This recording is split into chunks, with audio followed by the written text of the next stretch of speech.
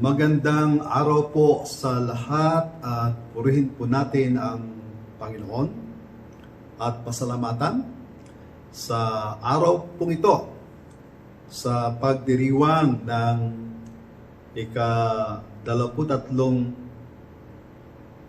taon ng Livingstone Baptist Church. Purihin po ang Panginoon sapagkat ito'y kanyang itinakda sa ating lahat, sa inyong lahat, upang ating alalahanin ang kabutihan ng Diyos, katapatan ng bawat mananampalataya, at kung ano pa yung direksyon ng Panginoon na nais na ipaabot sa atin.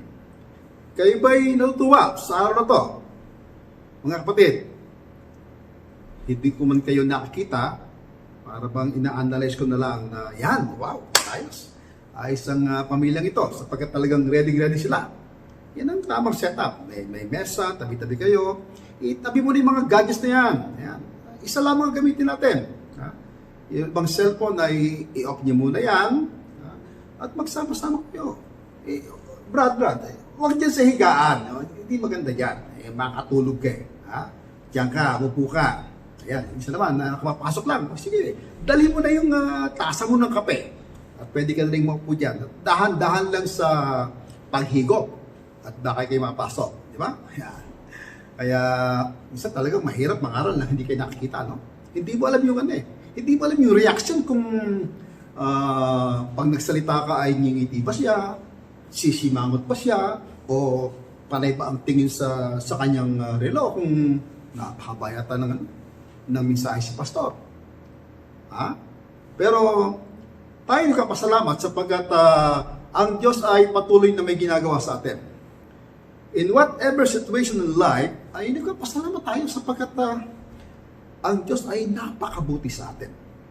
At sa inyo dyan, sa Livingstone Baptist Church, purihin ang Panginoon. Inabot nyo ang ika-23 taong kaarawan. At talaga, very remarkable taong ito. Na hanggang ngayon ay nasa pandemic pa rin tayo. Purihin ang Panginoon sapagkat nananampalataya tayo na ang gawain ng Diyos ay hindi pwedeng hadlangan. Napaka-imposibleng hadlangan. Pero minsan nakakalungkot, may mga mananampalataya na ipinagwawalang bahala yung kabutihan ng Panginoon para sa kanila. Sa buhay ng Apostol Pablo, dito po sa aklat at talata na naiatang po sa akin upang ipaabot sa inyo. Dito po sa aklat ng ikalawang Tesalonica, sa kapitulo 1 at talata nga po'y 4 ay ganito po ang ating mababasa.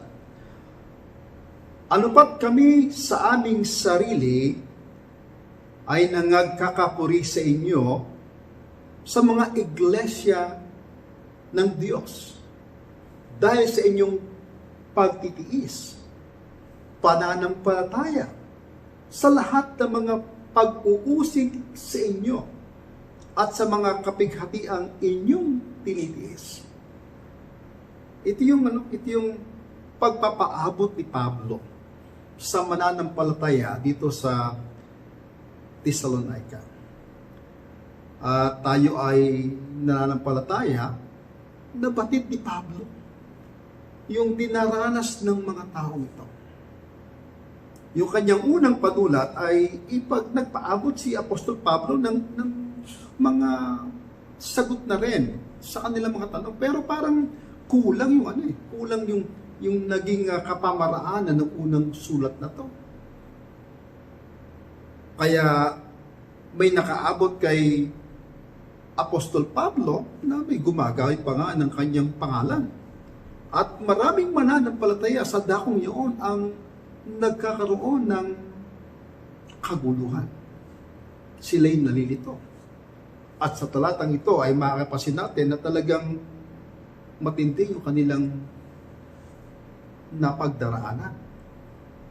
So, kung titignan po natin itong temang ito about faithful perseverance in affliction, dito ay, kung tatagalugin natin,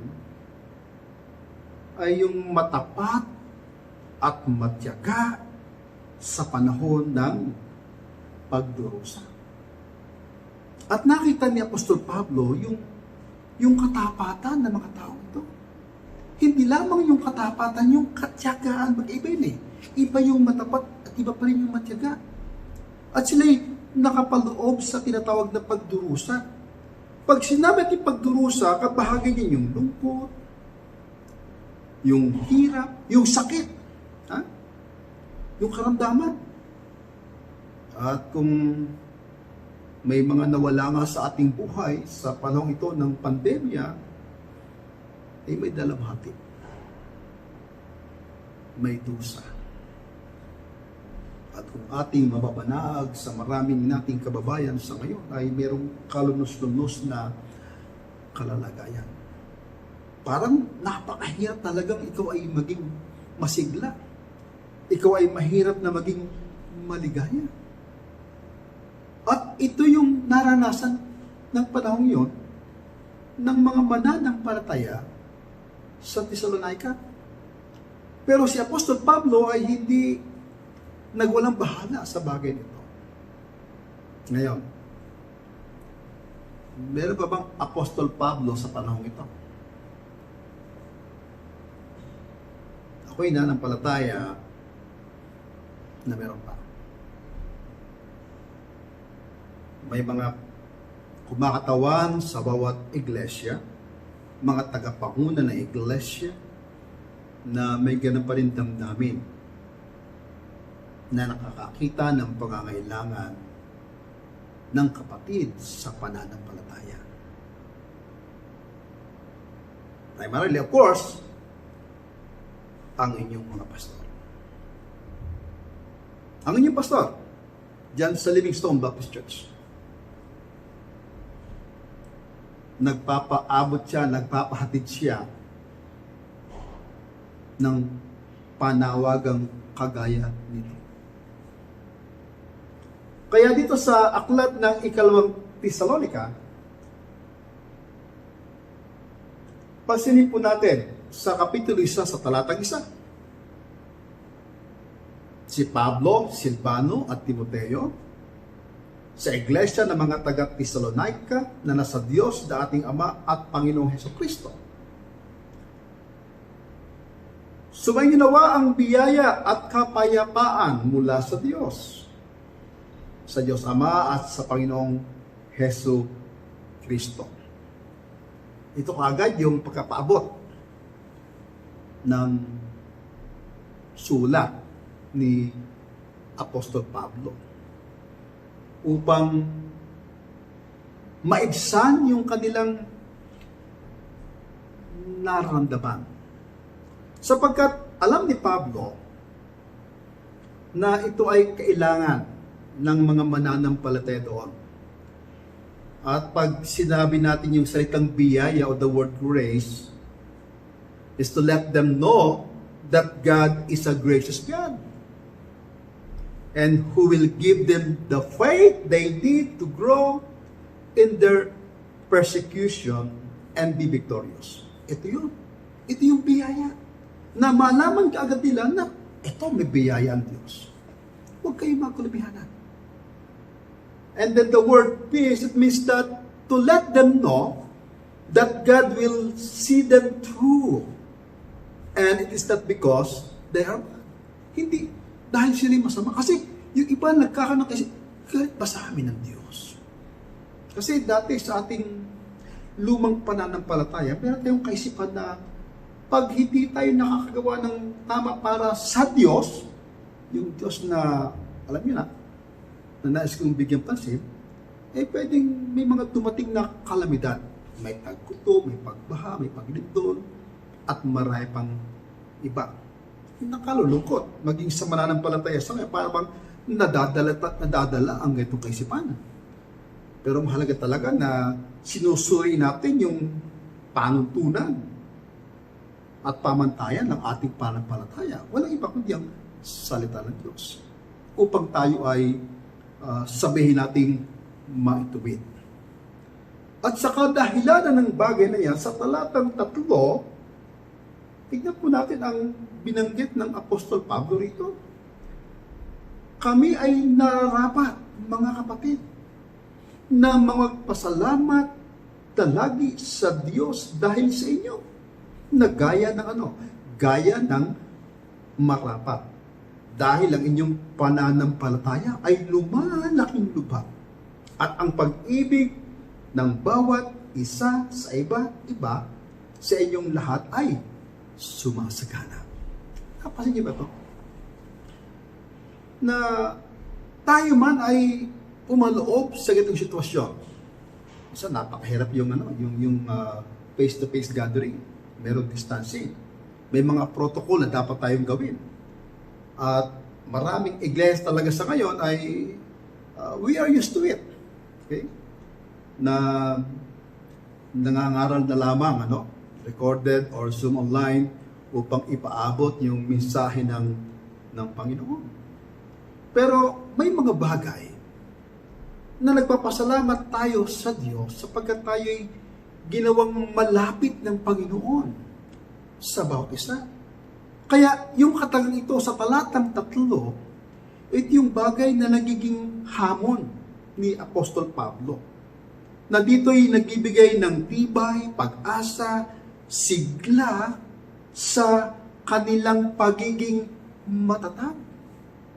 Kung tayo ba ay pumapaloob, mga kapatid, sa mga kahirapan sa panahong ito, hindi ba kailangan din natin yung encouragement? At napakahalaga mo. Ngayon, mas maraming panahon na kung saan ang bawat pamilya nandiyan. Diba? Magkakasama. At ang pamilyang laging magkakasama ay lalong tumitibay at sumasaya. Dati nung araw siguro sa pagkain, maging tibanay sa umagahan, tanghalian, o sa hapunan, hindi nagkakasabay. Lalo pa kung lahat ay nagtatrabaho, di ba?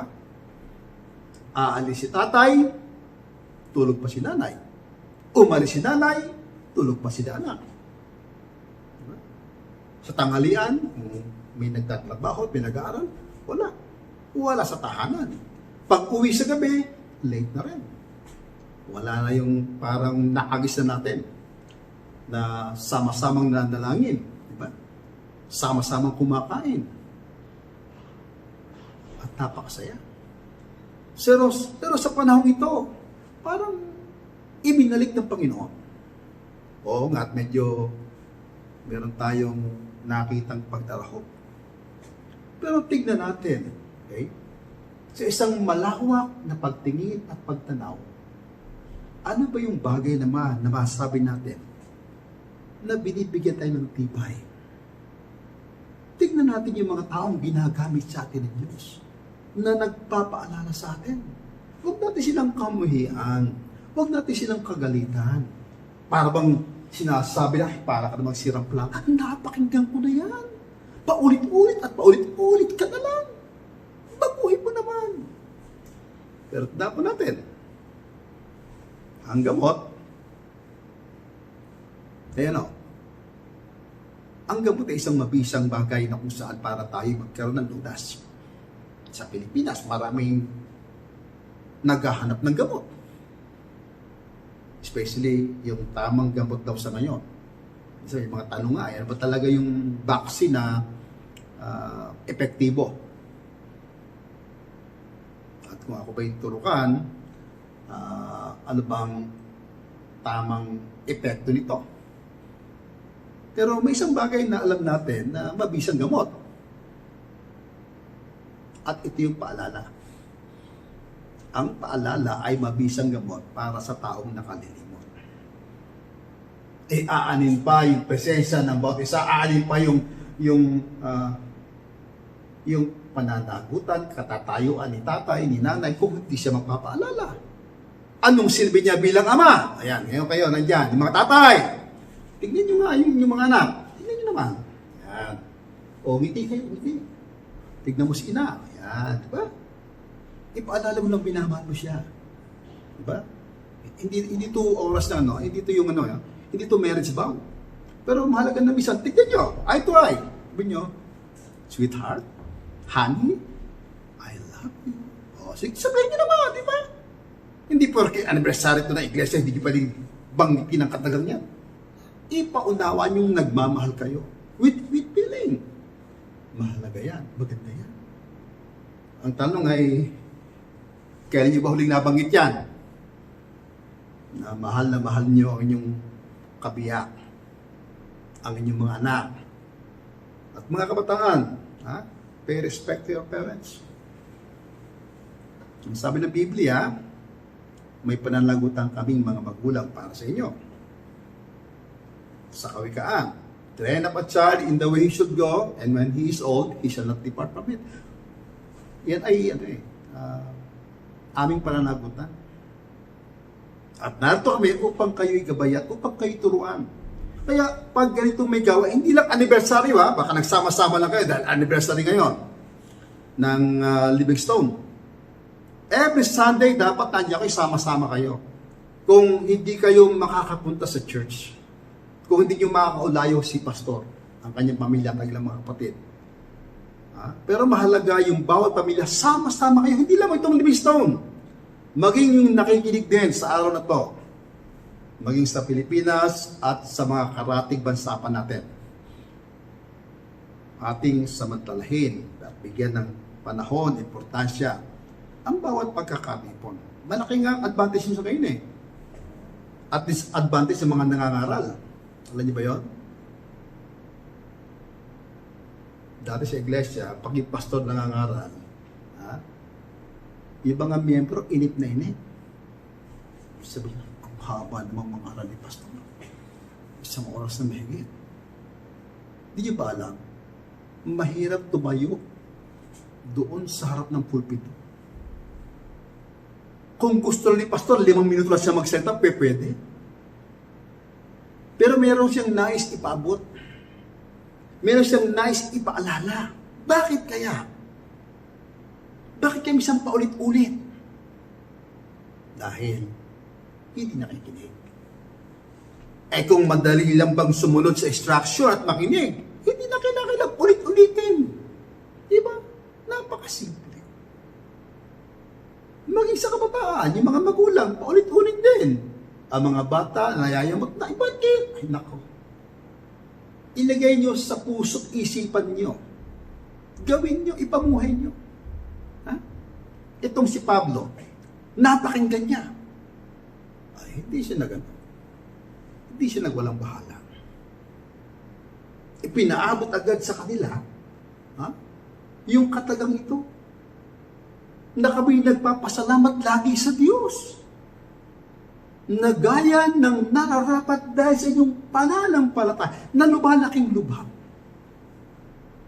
Dahil sa pag-ibig. Ito yung mga kapatid, yung pag-ibig eh. Lahat ng problema, alam natin, ang solusyon niyang pag-ibig. Sa Facebook, makapag-post ka, ibabas ka. Diba? Kasi, iba yung kaisipan eh. Diba? Lalo na yung mga tao minsan ay makitid. Makitid ang pag-iisip. Diba? Lahat ay gusto nila lamang patulan. Hindi ganun. For us as a Bible-believing Christian, ibahin po natin, Ibahin po natin yung ating pananaw. Higit sa lahat, yung pananaw para po sa gawain ng Panginoon. Yung pananaw sa pananambahan, yung pananaw sa purong panalangin, yung pananaw para sa palagi ang pagtitipon, yung pananaw para po sa ating mga pastor, sa leader ng iglesia, sa bawat mananampalataya, sa gawain ng Panginoon na iniatang sa atin.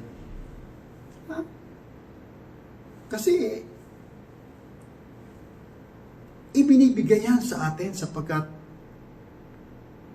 meron tayong kakaibang damdamin sa bagay nito.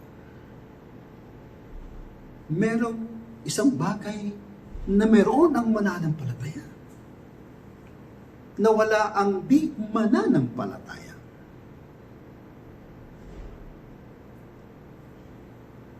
Kaya, sa sitwasyong kagaya nito, ay mahalaga talaga na magamit tayo na nagbibigay tayo ng sigla tibay sa mga taong ito sa kanilang pagiging matatag. Dito rin ay titignan natin na nagpasalamat si Apostol Pablo na huwag kayong ma-disappoint. Hindi dahil kayo ay nagkamali, kaya ito ang inyong kalalagayan. Alamin din yun na laging merong layunin kung bakit kayo ay pumapaloob sa ganitong kalakaran or sitwasyon. Kasi nasa kalagitnaan nga sila ng pagdarho or sinasabing pagdurusa. Pero alam natin na ang pinakalayunin talaga ng nararanasan nila, ito mga pagsubok na ito, ay lalo silang tumibay sa kanilang pananampalataya. Maging tayo rin sa panahong ito. Tignan na ito sa isang malawak na pagtingin. At lagi nating sanggunian ang Panginoon at ang kanyang salita sa mga kaganapan ito. Quote and quote, that some says that a faith that cannot be tested cannot be trusted. Yung daw pananampalataya na talagang minsan ay parang hindi nasubok ay napakahirap pagkatiwalaan. Totoo kaya yun? Meron mang panukala ang iba na ang panampalataya ay para daw muscle. Yan. Kaya yung mga tayo nasa quarantine stage ay talagang minsan ay tutuwa tayo. Meron tayong ginagawang exercise o pagkilos. Kaya minsan ay nakakatulong, di ba? Lumalaki ang muscle natin. Naging strong tayo. Ha? At mahalaga yan. Na the more na tayo ay kinakikitaan ng kagandahan ng pangatawan, na lagi tayong may pagkilos, mas marami tayong pwede magampanan. Hindi lang tayo paupo-upo, hindi lang tayo patulog-tulog. Kailangan ay gamitin natin ng tumpak at oras yung bawat pagkakataon na nandyan. Kung sakali hindi tayo pinayagang lumabas ngayon dahil merong mga ECQ, GCQ, at ano pa mga Q yan, gamitin natin. Marami tayong pwedeng magawa sa labatahanan. Sabi ng iba, Pastor, mahirap. Walang trabaho. Sabi ko, Brad, no? Hindi. Maraming trabaho. Wala lang sweldo. Kung nasa tahanan ka, maraming trabaho. Pero pwede maging fruitful yan. Magtiyagalan tayo. At ang Panginoon ay tunay na magbibigay sa atin ng iba yung pagpapala. Ito nga sa pinakalayunin ng pagsulat nga ito ni Pablo sa mga taga-Thessalonica. Unang-una talaga ay upang hamunin sila, no? At bigyan sigla sa kanilang pagiging matatag. Ikalawa ay upang ituwid ang kanilang maling kaisipan. Especially nga about the second coming of Christ. About the Lord's return. Nung panahon yun, mayroong fake news eh. Isa ngayon, marami ding fake news tayong natanggap. Na dapat na ituwid yung ating mga kaisipan sa bagay ito. Ikatlo rito ay turuan naman. Yung kalipunan ng mananampalataya. Ano ba yung dapat na disciplinary action? Doon sa mga tao na ayaw na magtrabaho. Dito pa rin sa aklat na to ay dito alam nating nabanggit sa chapter 3. Particular na ang tamad huwag pakainin. Totoo yun. Kailangan talaga ang Kristiyano hindi naging tamad. Dapat tayo ay magsipag. So mga kapatid, ito yung bagay na nais ko lamang ipabot sa inyo. Napakahalaga yung paglilingkod sa Panginoon. Napakahalaga ng ating pakityapan. Napakahalaga ng inyong pagtyaga. Yung ating kasabihan, pag may tiyaga, may nilaga. Yan. Pag may sinukso, may maturukot. Huwag lang kayong maunahan. At maging sa panahon man ng ating pagdaraho o pagdarusa, ang Panginoon naman ay laging may solusyon para po sa atin. Ang halaga lang, huwag tayong bibitaw. Magtulungan tayo. Yung pag-ibig sa bawat isa ay lalo pang sumagana. And again, here in verse 4, na binanggit ni Apostol Pablo, that the main text that given to me, ano pat kami sa aming sarili ay nangagkakapuri sa inyo sa mga iglesia ng Diyos dahil sa inyong pagtitiis at pananampalataya sa lahat ng mga pag-uusig sa inyo at sa mga kapighatiang inyong tinitiis. Again, tayo nananampalataya na itong salitang ito na pagtitiis, patience, ito ay isang uri pa rin ng biyaya ng sabiting pagsubok at mga pagdurusa. At tayo po'y natututo ng lalo pang maging pasensyoso kung tayo'y pumapaloob sa mga matinding bagay na kinakaharap sa ating mga buhay. So, salamat sa Panginoon. At kaya nga sa buhay ni Apostol Pablo ay nagpapasalamat siya sa mananampalataya sa Thessalonica. At nais nga niyang ilagay sa kanilang puso that in everything give thanks, for this is the will of God. Magpasalamat tayo.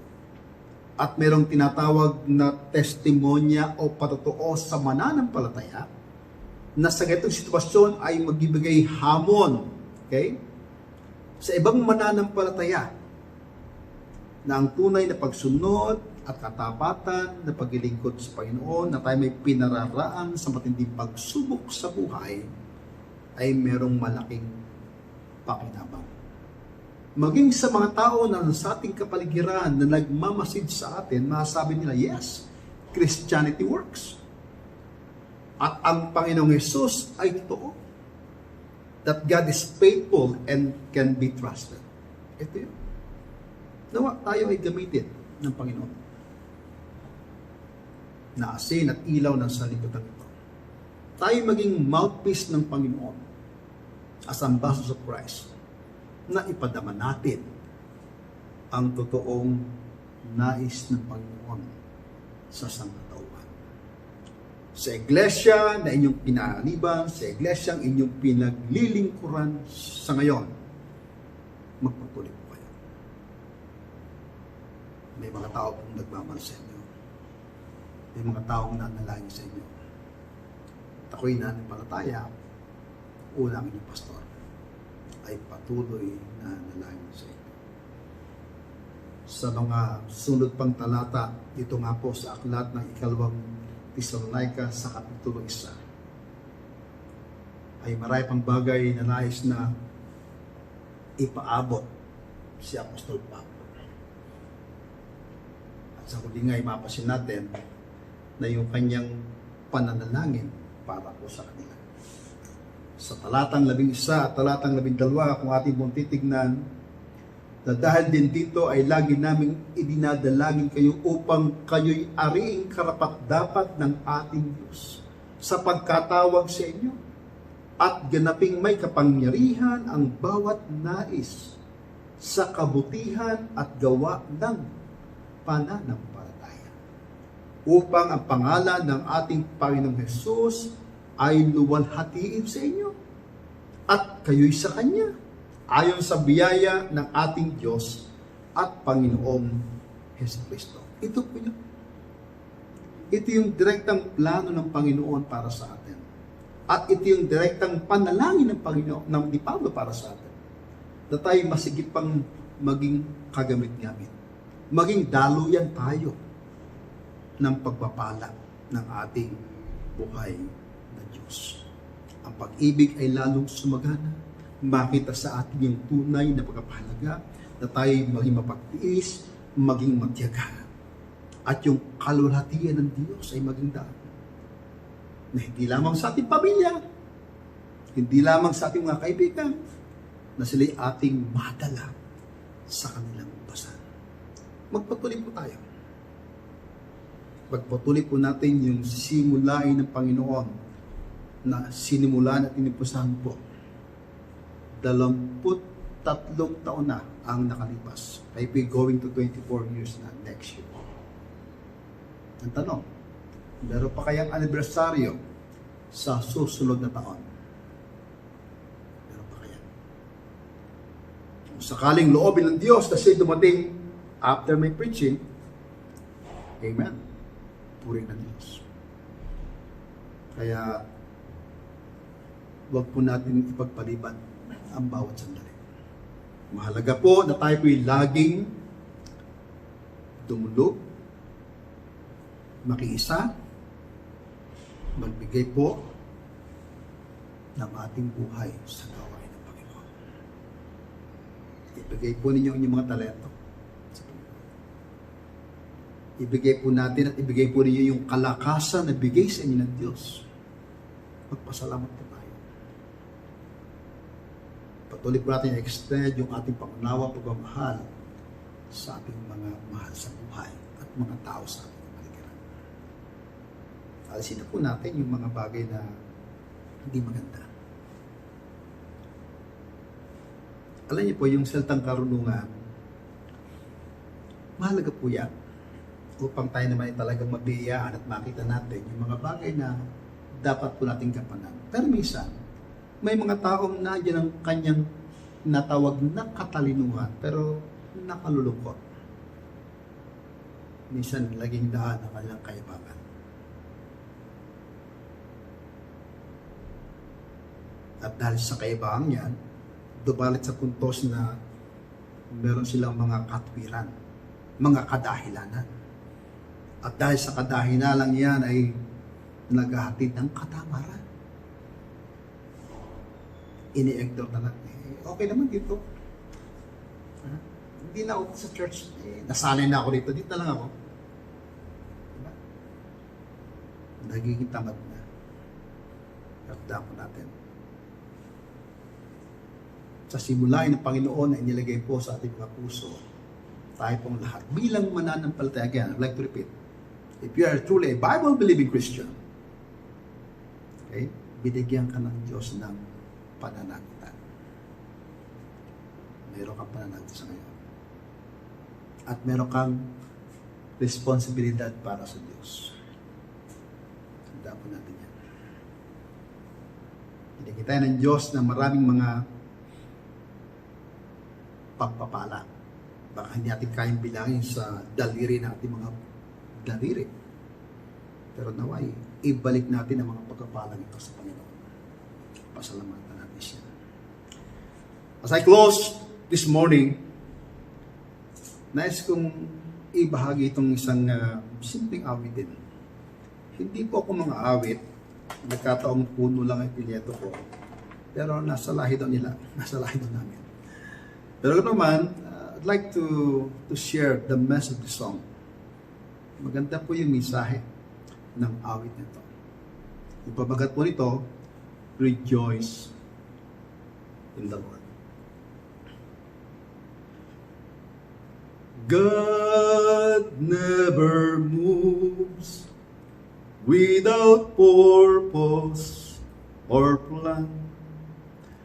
When trying His servant and molding a man, give thanks to the Lord, though your testing seems long. In darkness He gave us a song. I could could not see through the shadows ahead. So I look at the cross of my Savior instead. I bow to the will of the Master that day. Then peace came and tears fled away. Oh, rejoice in the Lord, He makes no mistake. He knoweth the end of each path that I take. For when I am tried and purified, I shall come forth as gold. Now I can see testing comes from above. God's strength and His children and urges in love. My Father knows best, and I trust in His care. Through urging, more fruit I will bear. Oh, rejoice in the Lord, He makes no mistake.